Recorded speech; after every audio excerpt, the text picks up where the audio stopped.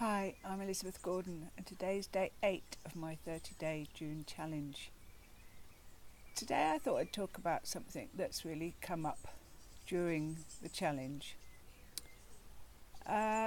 Yesterday I found myself feeling a bit overwhelmed by digital things. I'd done my video on Facebook, which doesn't take a huge amount of time, but then I'm conscious that people might respond to it. I was trying to generate likes, and you're curious to see what's happening when you do something new. You're also wanting to make sure you react to people so they don't feel that nothing really happens.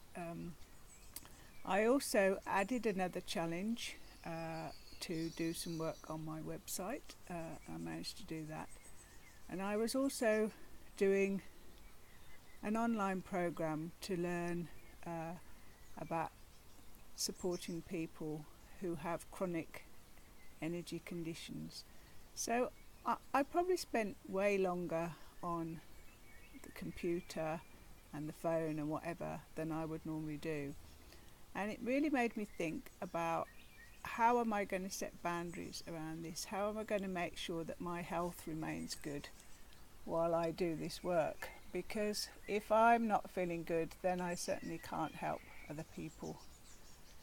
So it made me think, I've got to just limit myself to really reacting and checking people's posts just a few times a day.